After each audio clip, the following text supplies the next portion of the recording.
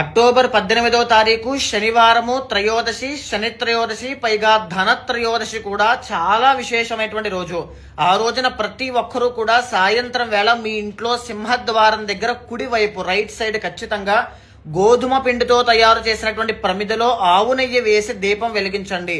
దీన్నే యమదీపము అంటారు. దీన్ని ఎవరైతే వెలిగించి అదే దీపాన్ని యమధర్మరాజుగా భావించి పూజిస్తారో, ఇంట్లో మీ నాన్నగారికి కానీ, అమ్మగారికి కానీ, యజమానికి కానీ, కుటుంబ సభ్యులకి కానీ, మీకు కానీ ఆయుష్ దోషాలు ఏవైనా ఉంటే అవన్నీ తొలగించేస్తాను అని చెప్పి యమధర్మరాజే వరం ఇచ్చారు. కాబట్టి తప్పకుండా దీపాన్ని వెలిగించండి, ఆరాధన చేయండి.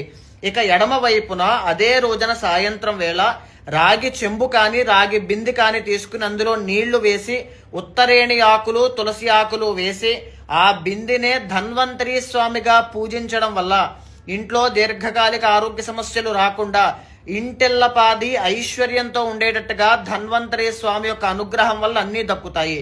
అదే రోజు సాయంత్రం లక్ష్మీదేవిని, కుబేర స్వామిని పూజించడం వల్ల రుణ బాధలు కానీ, ఆర్థిక సమస్యలు కానీ ఉంటే ప్రతి ఒక్కటి కూడా తొలగిపోతాయి. నేను ఒక పైన మంత్రాన్ని పెడుతున్నాను, ధన్వంతరి స్వామికి సంబంధించింది, లక్ష్మీదేవికి సంబంధించింది. ఆ మంత్రాన్ని సాయంత్రం వేళ 108 సార్లు జపం చేయండి. 100% రిజల్ట్ అనేటువంటిది కనబడుతుంది.